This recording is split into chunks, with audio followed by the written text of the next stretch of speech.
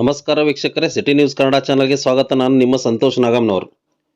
ವೀಕ್ಷಕರೇ, ಇಂದು ದಿನಾಂಕ 2/6/2026 ಹುಬ್ಬಳ್ಳಿಯ ಅಂಬೇಡ್ಕರ್ ವೃತ್ತದಲ್ಲಿ ಹುಬ್ಬಳ್ಳಿ ಧಾರವಾಡ ಪೂರ್ವ ಕ್ಷೇತ್ರದ ಶಾಸಕರಾದಂಥ ಶ್ರೀ ಪ್ರಸಾದ್ ಅಬ್ಬಯ್ಯನವರಿಗೆ ಸಚಿವ ಸ್ಥಾನ ನೀಡಬೇಕೆಂದು ಪ್ರಸಾದ್ ಅಬ್ಬಯ್ಯ ಅಭಿಮಾನಿಗಳ ಸಂಘದ ಅಧ್ಯಕ್ಷರಾದ ಪ್ರಕಾಶ್ ಹುಬ್ಬಳ್ಳಿ ಅವರು ಕರ್ನಾಟಕ ರಾಜ್ಯ ಸರ್ಕಾರದ ನೂತನ ಮುಖ್ಯಮಂತ್ರಿಗಳಾಗುವ ಮಾನ್ಯ ಡಿ.ಕೆ. ಶಿವಕುಮಾರ್ ಅವರನ್ನು ಒತ್ತಾಯಿಸಿದರು. ಒಂದಾನೊಂದು ಕಾಲದಲ್ಲಿ 72ನೇ ಕ್ಷೇತ್ರದ ಭಾಗವು ಸಂಪೂರ್ಣವಾಗಿ ಹದಗೆಟ್ಟಿದ್ದು, ಈ ಒಂದು ಭಾಗವನ್ನು ಶಾಸಕರಾದ ಪ್ರಸಾದ್ ಅಬ್ಬಯ್ಯನವರು ಕಸದಿಂದ ರಸ ಅನ್ನೋ ತರ ಅಭಿವೃದ್ಧಿಗೊಳಿಸಿರುತ್ತಾರೆ.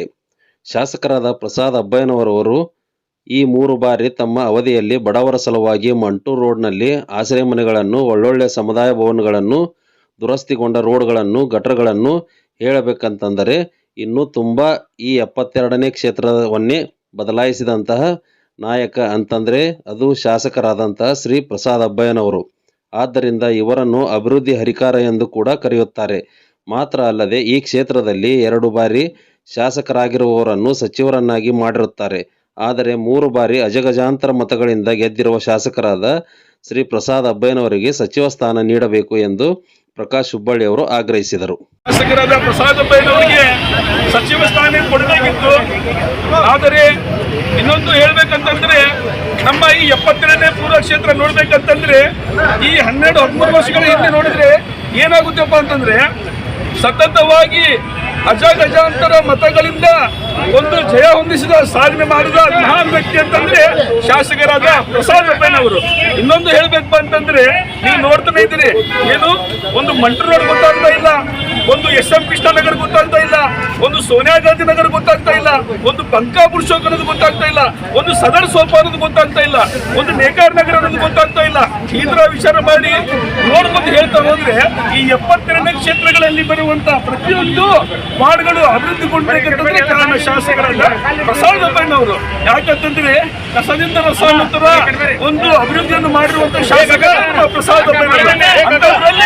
ಇವರಿಗೆ ಇವತ್ತು ನಮ್ಮ ಶಾಸಕರಿಗೆ ಸಚಿವ ಸ್ಥಾನಕ್ಕೆ ನೀಡದೇ ಇರುವುದನ್ನು ನಾವು ಇವತ್ತು ಖಂಡಿಸ್ತಾ ಇದ್ದೀವಿ. ಯಾಕಂತಂದ್ರೆ ನೂತನ ಮುಖ್ಯಮಂತ್ರಿಗಳಾದಂತ ಸನ್ಮಾನ್ಯ ಡಿ.ಕೆ. ಶಿವಕುಮಾರ್ ಸಾಹೇಬರು ನಮ್ಮ ಶಾಸಕರಾದ ಪ್ರಸಾದ್ ಅಬ್ಬಯ್ಯನವರಿಗೆ ತಮ್ಮದನ್ನು ಕೇಳುವುದು ಇಷ್ಟೇ.